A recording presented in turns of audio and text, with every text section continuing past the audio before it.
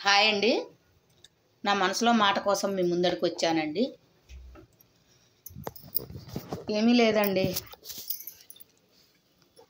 ఈ రోజుల్లో మంచితనానికి రోజులు లేవు.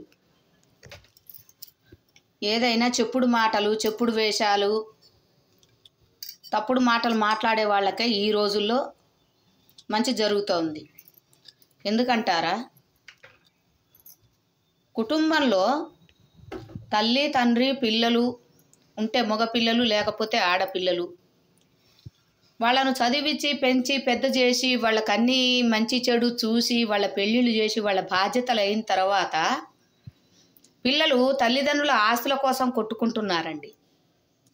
ఆస్తుల కోసం కొట్టుకొని తల్లికి బాగలేకపోయినా తండ్రికి బాగలేకపోయినా ఓ ముద్ద అన్నం పెట్టినట్టు చేసి వాడితోటి తెల్ల కాగితాల మీద సంతకాలు పెట్టించుకోవటం, దాని మీద తల్లి మీద కేసు వేయటం, లేకపోతే తండ్రి మీద ఆస్తుంటే తల్లితోటి సంతకాలు పెట్టించుకొని తండ్రి మీద కేసు వేయటం ఆనవాయితీగా మారిందండి ఈ రోజుల్లో. మరి మిమ్మల్ని కన్నాము, మిమ్మల్ని పెంచాము, మీరు మగపిల్లలైతే అడగొచ్చండి, ఆడపిల్లల ఇండ్లకు పోలేం కదండి. ఆడపిల్లల్ని ఎక్కువ డిమాండ్ చేయకూడదు కూడా. ఎందుకంటే ఇవాళ కొంచెం పెడతారు, రేపు పొద్దున దెప్పేస్తారు. అల్లుడు అందుకే అంటారు, కోడలు మంచిదైతే కోటి వరాల మూట తలాపునుంటుంది, అల్లుడు మంచివాడైతే హంసతూలిక తల్పం వస్తుంది అత్తగారికి అంటారు. కానీ ఆ సామెత వెనకటి రోజుల్లో పెట్టారు కానీ అండి, ఇప్పుడు లేదండి. రోజులు మారినాయి, మనుషులు మారినారు, చదువులు మారినాయి, ఉద్యోగాలు మారినాయి. ఎప్పుడైనా అల్లుడు అల్లుడే, కోడలు కోడలే. కాబట్టి ఆరోగ్యం బాగలేక తండ్రి ఒక 2 పూటలు వస్తున్నాడు అన్నం తింటున్నాడనని వాడికి ఉన్నయి లేని, ఈ తండ్రికి ఉన్నయి లేని అన్ని ఎక్కబోసి ఆస్తి మాకు రావాలి, ఆస్తి మాకు రావాలి, మేము చూసుకుంటాం, మేము ముద్దబడేస్తాం, మా నాన్నకు చచ్చేదాకా మేము చేసుకుంటాం, ఇంకా అమ్మ మీద కేసులు వేస్తాం, ఎంత దూరమైనా మేము పోతాము అనే ఆడపిల్లలు ఉన్నారు. తండ్రి ఆస్తి కోసము తల్లిని అనాథ శరణాలయాల్లో వదిలేసిన కొడుకులు ఉన్నారు. కానీ ఎన్ని చేసినా ఏమి చేసినా కోర్టులు, న్యాయస్థానాలు తల్లిదండ్రులను కాదని, భార్యాభర్తల్ని కాదని ఏ పిల్లలకు ఆస్తులు ఇవ్వదు. వాళ్ళు ఏ కాగితాల మీద సంతకాలు పెట్టించుకొని వచ్చినా, అవి కోర్టులో సబ్మిట్ చేసినా అవి చెల్లవు. నేను ఎందుకు ఇంతలా చెబుతున్నాను అంటే, భర్త పోతే భార్యకు హక్కు, భార్య పోతే భర్తకు హక్కు. అంతేగాని మాయ మాటలు చెప్పి మాయ పేలాలు ఏగిచ్చి ఓ ముద్ద తిండి పెట్టాం కదా, ఇవాళ లెక్కలోకి వస్తుంది కదా, రేపు మనం అడగొచ్చు కదా అనుకోవటం అది తప్పుడు ఆలోచన. ఎవరిని అడిగి పెట్టావు నువ్వు ఖర్చు? ఎవరు పెట్టమన్నారు? భార్యాభర్తలను విడదీసి నువ్వు వాళ్ళను దగ్గర పెట్టుకొని, తండ్రిని దగ్గర పెట్టుకొని నాటకాలు ఆడుకుంటూ నువ్వు చెప్పే మాటలు నిజమా? నీ మాటలు నమ్ముతుందా కోర్టు? ఏ లాయర్లండి చెప్పేది అలాగా? తండ్రి ఆస్తికి మీరు హక్కుదారులు, మీరు మాట్లాడవచ్చు, మీరు కోర్టులో మీరు కంటిన్యూషన్ చేసుకోవచ్చు అని చెప్పారట. ఏ లాయర్లు చెబుతారు అట్లాగా?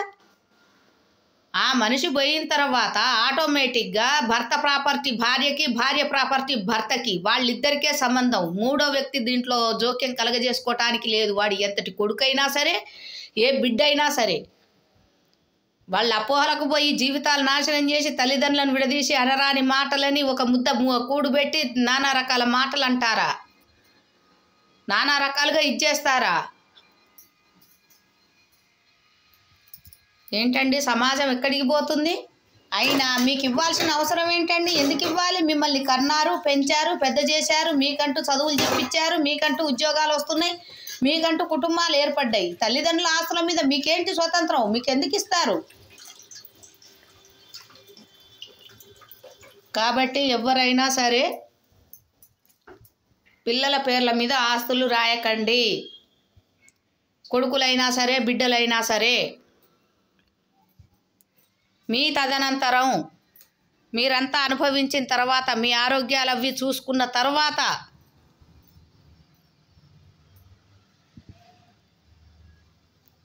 మిమ్మల్ని మంచిగా మాట్లాడి మీకు మంచిగా సేవ చేసే వాళ్ళకే మీరు ఆస్తిని రాసియండి.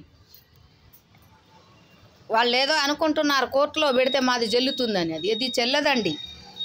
ఈ కోర్టు కాకపోతే పై కోర్టు కాకపోతే ఇంకో కోర్టు. అంతేకాని బిడ్డలకు హక్కుదారులు కారు, ఏ కొడుకులు కూడా హక్కుదారులు కారు. తల్లిదండ్రులను మంచిగా చూడకుండా తూలనాడి భార్య తల్లిదండ్రులను విడదీసి పంచుకొని మేము చేస్తున్నాము మాది ఇది పెత్తనం అని చెప్పేసి ఎవరైతే అనుకుంటారో వాళ్లకు చిప్పే గతి చివరి టైంలో. కాబట్టి కొద్దిగా జాగ్రత్త అండి. తల్లిదండ్రులు ఎవరైనా సరే కోర్టులకు ఎక్కినా సరే మిమ్మల్ని కాదని ఏ ఆస్తి ఎవ్వరకు ఏ కోర్టు పిల్లలకు ఇవ్వదు. ఏమన్నా తప్పులుంటే క్షమించండి. ఇది నలుగురికి షేర్ చేయండి, లైక్ చేయండి, సబ్స్క్రైబ్ చేసుకోండి. నా వీడియోస్ ఎంతవరకు పోతున్నాయో నాకు తెలియాలండి. కొద్దిగా దయించి like and share subscribe. Thank you అండి. Lalitha kitchen MG 5SI.